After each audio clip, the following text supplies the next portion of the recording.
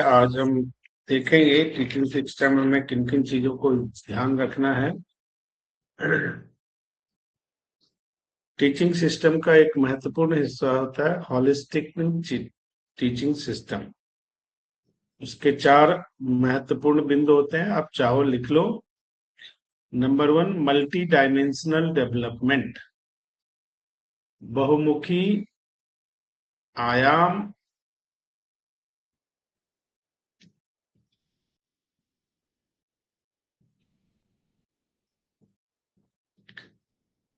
Experiential learning, experiential learning, अनुभव के साथ सीख। सोशल इमोशनल लर्निंग, मनोभाव, जो मनोचिकित्सा का एक महत्वपूर्ण हिस्सा होता है, उसका सामाजिक प्रभाव, ये महत्वपूर्ण पार्ट होता है जिसको हमें ध्यान में रखना चाहिए। और 4th नंबर का होता है क्रिटिकल थिंकिंग।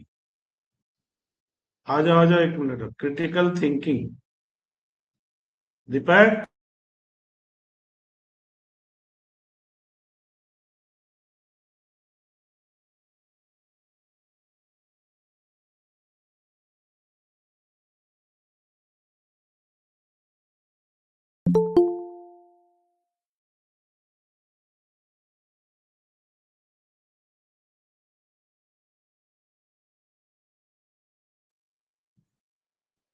क्रिटिकल थिंकिंग है, ये 4 सर सेकंड नंबर क्या को आप बोले नहीं? डिस्कस।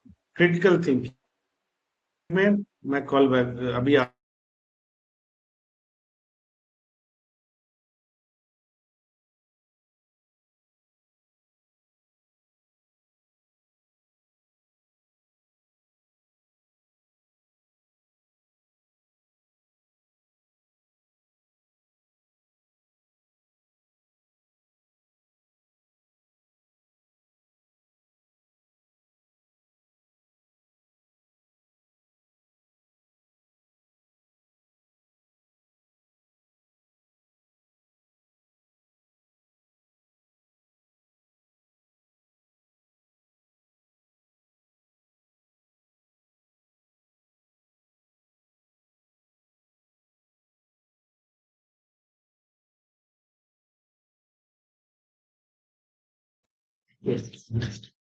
चौथा था क्रिटिकल थिंकिंग, राइट। ये 4 इंपॉर्टेंट पॉइंट हैं जो मॉडर्न टीचिंग सिस्टम, जिसे हॉलिस्टिक टीचिंग सिस्टम भी कहते हैं, खासकर नेचुरोपैथी और योग और हॉलिस्टिक थेरेपीज के फील्ड में ये बड़ा इंपॉर्टेंट होता है। अब पहला है मल्टी डायमेंशनल डेवलपमेंट, यानी बहुआयामी। हम जब किसी को पढ़ा रहे हैं या हम किसी चीज के बारे में कुछ बात कर रहे हैं, इस बात का हमेशा ध्यान रखना चाहिए उसका मल्टीपल इम्पैक्ट क्या हो सकता है, नंबर 1। नंबर 2, उसके मल्टीपल इम्पैक्ट को स्टैब्लिश्ड कैसे किया जा सकता है। दोनों चीज, पहला क्या हो सकता है और दूसरा अगर नहीं हो रहा है तो उसको स्टैब्लिश्ड कैसे किया जाए, ये अवेयरनेस देना बहुत। उसके बाद जो भी हम पढ़ रहे हैं, पढ़ा रहे हैं, उसका अनुभव करना बहुत आवश्यक है। अगर उसका अनुभव नहीं किया जाएगा, आप उसका अनुभव नहीं करोगे और दूसरों को सलाह दोगे, वो सलाह ज्यादा इम्पैक्टफुल नहीं होगा। तीसरा, social emotional learning, according to the region, according to the geographical region, according to city to state, हमें वहां के सोशियो इकोनॉमी को ध्यान में रखकर, वहां के इमोशंस को ध्यान में रखकर टीचिंग सिस्टम को या सिस्टम को आगे बढ़ाना चाहिए, तो सफलता के चांस बढ़ जाते हैं। अगर हम उसको इग्नोर करके करेंगे तो प्रॉब्लम होगा। उसके बाद क्रिटिकल थिंकिंग, क्रिटिकल थिंकिंग क्या है? You have to analyse, you have to अपने जो भी आप कर रहे हो उसका विश्लेषण करना, उसका नेगेटिव क्या क्या हो सकता है उस पे सोचकर उसको सकारात्मक डायरेक्शन देना, that's comes under the critical thinking. उसका भी ध्यान रखना बहुत आवश्यक हो। हमारे यहाँ तो पुराने समय से ही जब गुरुकुल प्रणाली थी जो कि समग्र शिक्षा पे आधारित थी, वहाँ हमेशा होलिस्टिक अप्रोच से पढ़ाई कराया जाता था। हमारी जो व्यवसायिक शिक्षा थी वो अलग होती थी, आर्ट्स कॉमर्स साइंस की सारी चीजों का अपना हिसाब किताब। होलिस्टिक टीचिंग सिस्टम का लाभ क्या होता है? आप कभी स्ट्रेस में नहीं होते हो, क्योंकि आप उस दौर में, अंधी दौर में नहीं रहते हो, अंधे कंपटीशन में नहीं रहते हो। दूसरा क्या होता है? आपकी आत्मविश्वास में वृद्धि होती है, क्योंकि आप व्यक्तिगत रुचि के हिसाब से काम कर पाते हो, तो आपका आत्मविश्वास बढ़ जाता है और फ्यूचर लाइफ के लिए आप बेहतर प्रिपेयर हो पाते हो। ये बहुत बड़ी बात। स्टूडेंट की मानसिक पहलू पे, मानसिक वेलबींग पे सुनिश्चित करने के तौर तरीके हम दे पाते हैं। हॉलिस्टिक गतिविधियों को बढ़ावा मिलता है, तो इससे जनरली क्या होता है कि हमारा अप्रोच बिल्कुल परफेक्ट हो जाता है।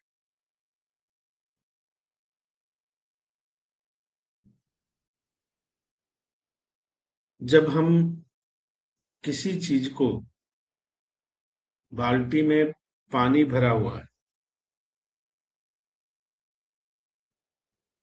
तो अगर हम उसको कहते हैं कि बाल्टी में थोड़ा सा पानी है, आधा पानी है, तो ठीक नहीं है। लेकिन उसका अगर समग्र रूप हम लेंगे तो हम कहते हैं बाल्टी में पानी भरा हुआ है। अलग अलग तरीका होता है एक्सप्लेन करने का चीजों को। शिक्षा प्रणाली और उसकी अपेक्षाओं को एक संगम बनाकर, उसको सही डायरेक्शन देकर, उसको माध्यम बनाकर उस लक्ष्य तक पहुंचना जिससे सब आत्मनिर्भर हो पाए, आत्मविश्वासी हो पाए, ये बड़ा इंपॉर्टेंट होता है। समग्र शिक्षा बेसिकली होता क्या है? बच्चों का सर्वांगीण विकास जिसमें हो। सर्वांगीण विकास क्या होता है? जैसा आपने बात किया, वो भावनात्मक भी हो सकता है, वो शारीरिक, सामाजिक, रचनात्मक और आध्यात्मिक विकास भी हो सकता है, और वो जरूरी है। अगर हम ऐसा नहीं कर पाते हैं तो बच्चे वन साइडेड हो जाते हैं। वन साइडेड मीन्स भौतिकवादी परिवेश के हो जाते हैं, मेटेरियलिस्टिक हो जाते हैं, केवल पैसे की सोचते हैं, and that is not good for the society. तो इसका ध्यान रखना बहुत है जरूरी, इसलिए समग्र शिक्षा की अवधारणा पे काम करना बहुत आवश्यक होता है। भाव भावनात्मक बुद्धिमत्ता दोनों आवश्यक है। उसी तरह फिजिकल वेलबींग सर्वोपरि है। उसी तरह रचनात्मक अभिव्यक्ति बहुत जरूरी है। उसी तरह दैनिक जीवन में मोरालिटी का होना, नैतिकता का होना बहुत जरूरी है, ये शामिल किया जाना चाहिए। उनमें क्रिएटिविटी कैसे बढ़े, रचनात्मक मार्गदर्शन उसके लिए होना बहुत जरूरी है। इन सारी चीजों को जब हम भावनात्मक की बात करेंगे कि भावनात्मक शक्ति का विकास कैसे हो सकता है, तो आज कल आप देखते होंगे कि अपने घर में भी, बाहर भी, आप लोग खुद भी अगर आप गौर करोगे तो देखोगे बहुत जल्दी तनाव में आ जाते हैं। बच्चों में बड़ा तनाव होता है, कम उम्र में तनाव घर कर जाता है, उसका सामना करना पड़ता है। क्यों? प्रतिस्पर्धा बहुत है, डिजिटल मीडिया पे दिखावा बहुत है, समग्र शिक्षा का अभ्यास नहीं है, सामाजिक भावनात्मकता नहीं है, आत्म जागरूकता वाली गतिविधियां नहीं है, मानसिक रूप से मजबूत बने रहें ऐसी गतिविधियां नहीं कराई जाती हैं।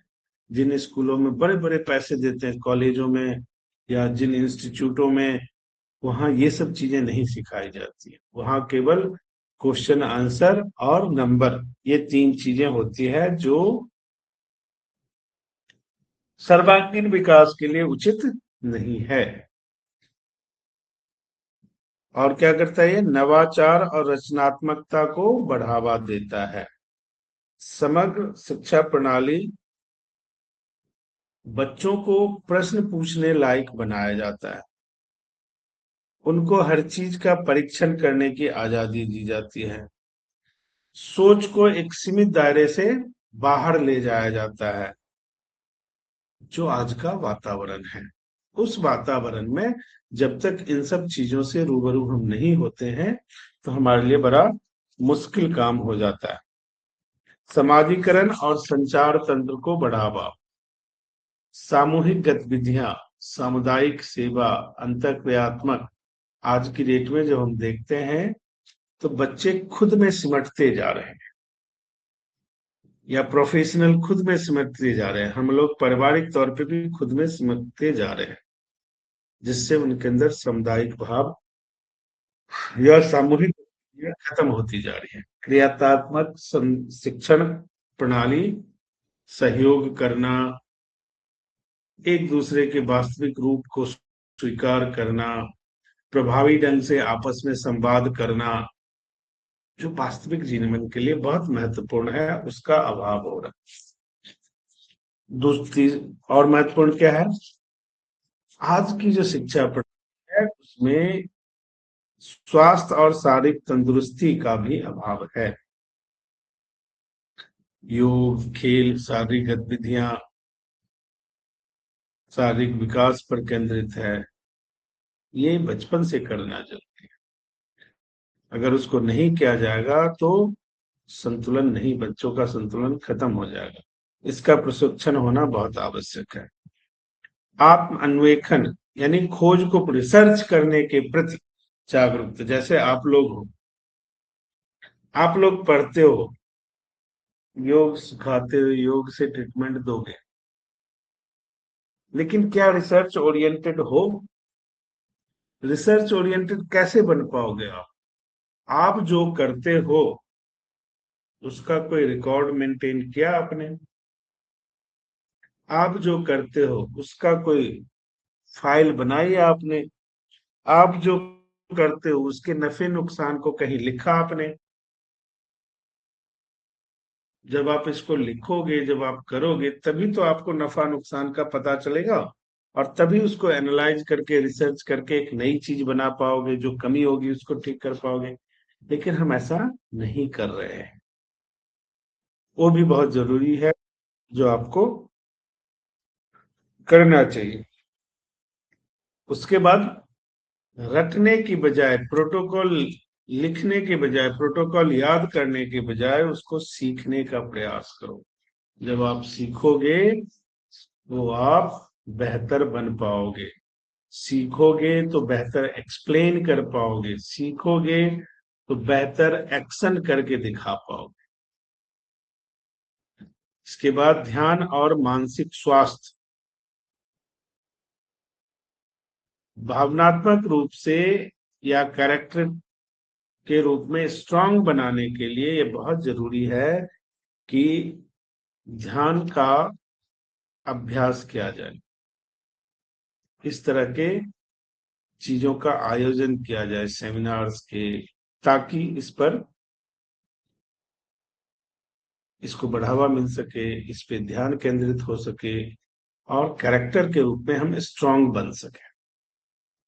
सामुदायिक भागीदारी, जैसे पेड़ लगाना।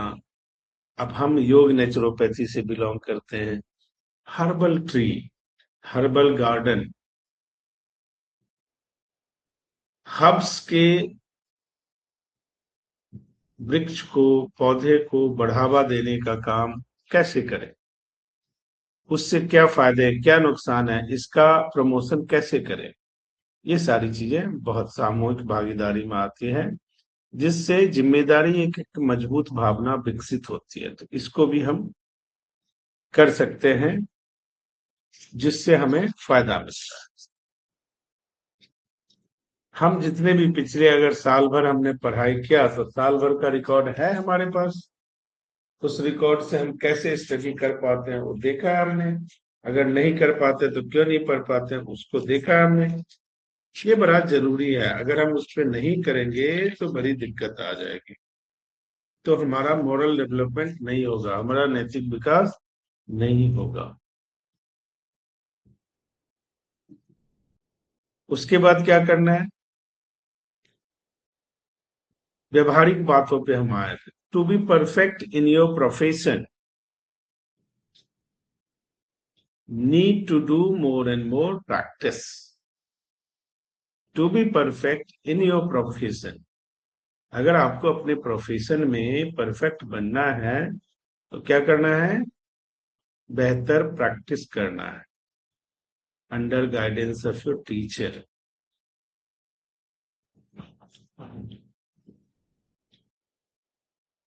एक लर्निंग प्रोसीजर डेवलप करना है, टाइम मैनुअल डेवलप करना है, ताकि हर चीज का रिकॉर्ड रह सके। हर एक हफ्ते आप अपने कार्यों का विश्लेषण कर पाए। कब करोगे विश्लेषण, जब हफ्ते भर का रिकॉर्ड देखोगे कि हफ्ते भर में आपने क्या किया। अगर आपके पास रिकॉर्ड ही नहीं है तो विश्लेषण क्या करोगे, सब कुछ याद थोड़ी ना रहेगा आप। तो आपको अपनी गलत या गलत प्रक्रिया या गलत प्रोसेस जो हमने किया उसका पता नहीं चलता। लेकिन जब हम उसको इन प्रैक्टिस लाएंगे, रूटीन में लिखेंगे, रिकॉर्ड रखेंगे, रिसर्च करेंगे, ये सारी चीजें बहुमुखी विकास, मल्टी डायमेंशनल डेवलपमेंट जो भी मैंने कहा, उसके लिए ये सब बहुत आवश्यक है। किसी एक पर्टिकुलर चीज पर प्रैक्टिकली कंटिन्यूअस वर्किंग, तब जाके वो पर्टिकुलर चीज आपके वेन्स में जाएगा, ब्रेन ब्लड वेसल्स में जाएगा, फिर आपके अंदर परफेक्शन आएगी। जब तक वो नहीं करोगे तब तक परफेक्शन नहीं आएगी। Work for what,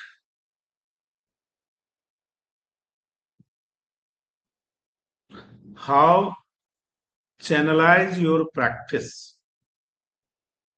how channelize your works, how channelize your working system, ये बड़ा इंपॉर्टेंट होता है। काम जो आपको आता है वो काम आप करोगे, लेकिन अगर वो चैनलाइज है, सिस्टमेटिक है, तो वो विश्लेषित होता रहेगा। और ऐसा नहीं है तो आप उसका विश्लेषण नहीं कर पाओगे। उसके लिए जरूरी है कि प्रोसेस शुड बी चैनलाइज्ड। जब वो चैनलाइज्ड होगा तो आप आउटपुट ले पाओगे। इसलिए follow the process, process should be practical, व्यवहारिक होना चाहिए। मेंटेन योर प्रोटोकॉल रजिस्टर, ये सब बहुत जरूरी चीजें हैं जिसको आपने ध्यान रखना है। इसके अलावा बड़े सारे सिद्धांत है, सभी सिद्धांतों का मूल भाव यही है कि इन चीजों का आपने ध्यान रखना। जब हमने कहा आपसे कि रिकॉर्ड का मतलब क्या होता है, वो this is a part of micro teaching. छोटी छोटी चीजों का विश्लेषण करके रिटर्न में रखना, उसको ऑडियो के रूप में, उसको वीडियो के रूप में, ताकि आप उसका विश्लेषण कर पाओ। वो बड़ा असरदार होता है। मोरल डेवलपमेंट जो आप अष्टांग योग में पढ़ते हो, योग, सदाचरण, संयम, ये सारी चीजें, कल्चरल डेवलपमेंट है, ये सब चीजें तो आपने किया। एक है प्रोजेक्ट। प्रोजेक्ट प्रिपेयर करना बहुत जरूरी है। प्रोजेक्ट में आपको देखना होता है कि प्रोजेक्ट का प्रोसेस है, उसमें टॉपिक क्या है, प्रोसीजरल पार्ट क्या है टॉपिक का, डायरेक्शन क्या है, प्रेजेंटेशन क्या है, इनिशियल एक्सप्लेनेशन क्या है, स्टेप्स क्या है, इन प्रोसेस को ठीक रखना होगा। तब जाके उस पे एक्चुअल काम आप कर पाओगे, नहीं तो नहीं कर पाओगे। ये आपको ध्यान रखना है। मोटे तौर पे टीचिंग सिस्टम में ये सारी चीजें थी जो आपको बताया गया है, जो आपके सिलेबस में भी है, पीडीएफ आपके पास होगा। अब एक सेशन टीचिंग सिस्टम और अष्टांग योगा पे बिल्कुल प्रैक्टिकल और ट्रीटमेंट मैकेनिज्म पे कल मैं लूंगा, ठीक है ना। उसके बाद ये आपका सारा खत्म हो जाएगा। तो कल बिल्कुल प्रैक्टिकल होगा, डिजीज पे डिस्कस करके उस पे हम बात करेंगे कि उसका जो 5 चीजें मैंने आपको बताई कि उसका साइकोलॉजिकल इम्पैक्ट क्या होता है, साइकोलॉजिकल इम्पैक्ट होता है तो उसमें क्या फर्क आ जाता है, इमोशनल क्या होता है, क्या फर्क आ जाता है, प्रोफेशनल क्या होता है, क्या फर्क आ जाता है, रिसर्च ओरिएंटेड बनाने के लिए क्या होता है, डाइट के अकॉर्डिंग क्या होता है, वो सारी चीजों पे कल हम डिस्कस करेंगे। आज आपको एक्स वाई जेड कोई भी सवाल पूछना है पूछ। सर पीडीएफ नहीं है, पीडीएफ थोड़ा भेज दो। हाँ जी। सर पीडीएफ नहीं है मेरे पास सर। आप सर से बात कर लेना, शुक्ला सर से मिल जाएगा, ग्रुप में पीडीएफ आया होगा, आप देखो ठीक से, या ग्रुप में जितने लोग हैं किसी से हेल्प ले लो, या ग्रुप में एक मैसेज डालो, ठीक है, ठीक मिल जाएगा। ठीक। जी, और कुछ सवाल है?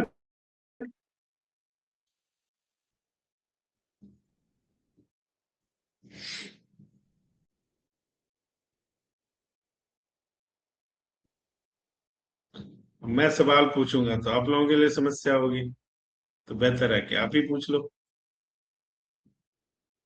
क्योंकि आपने तैयारी बड़ी जबरदस्त कर रखी है और मुझे मालूम है।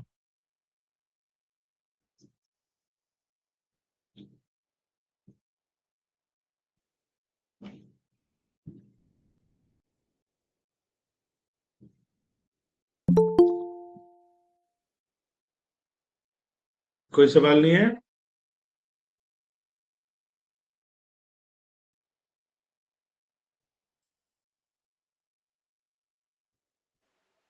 सर जी, लर्निंग के बारे में थोड़ा बता दो। बोलो बोलो। सोशल इमोशनल लर्निंग के बारे में थोड़ा समझ में नहीं आया। Social. Social emotional learning. Social emotional learning, देखो ये बहुत ही इंपॉर्टेंट पार्ट होता है किसी भी चीज है, तो उसका सोशियो इकोनॉमिक बैकग्राउंड देखती है। हर एक एरिया, हर एक रीजन का सोशियो इकोनॉमिक या इमोशनल बैकग्राउंड अलग अलग होता है। तो ये इम्पोर्टेंट देखना है कि आप किस जगह पे हो, उस जगह का सामाजिक संरचना कैसा है, सामाजिक सोच कैसा है। तो किसी चीज को निराकरण करने के लिए लोकल जो टेंडेंसी है उसको अगर आप शामिल नहीं करते हो, उसका निराकरण या समाधान संभव नहीं होता है, क्योंकि एक्सपोर्ट मटेरियल से बेसिक चीजें चेंज नहीं की जाती है। अब वहां का जो सोशल कंस्ट्रक्शन होगा, संरचना होगा, उसी के अनुसार वहां के लोगों का इमोशंस भी होगा। जब आप सोशल बैकग्राउंड को समझ पाओगे तो उनके इमोशंस को समझ पाओगे, इमोशंस को समझोगे तो उनका डायग्नोसिस प्रॉपर हो पाएगा। वजह कुछ भी हो, बात कोई भी हो, उसका डायग्नोसिस होना जरूरी होता है। लेकिन डायग्नोसिस करने के लिए जब हम डिजीज की डायग्नोसिस करते हैं तो पहले क्या पढ़ते हैं? केस हिस्ट्री, तो अगर कोई क्लाइंट है तो उसकी केस हिस्ट्री क्या होगी? उसकी बैकग्राउंड, उसकी फैमिली एटमॉस्फेयर, उसका सामाजिक और उसका इमोशनल क्राइटेरिया कैसा है, क्योंकि उसी के बिहाफ पे उसका समाधान हम कर पाएंगे, अदरवाइज समाधान करना पॉसिबल नहीं होता। ठीक है जी। और बताओ।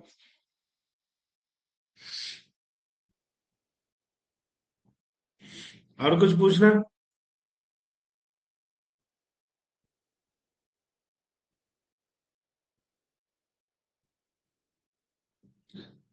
चलो, कल हम प्रैक्टिकल एस्पेक्ट पे बात करेंगे। कल का इसका लास्ट सेशन होगा आपका, तो कल आपको अच्छा लगेगा। थ्योरी पढ़ने में ज्यादा इंटरेस्ट नहीं आता, आप लोगों को मालूम है मुझे। कल करेंगे, ठीक है। ओके जी, तब तक के लिए गुड बाय। हरिओम सर।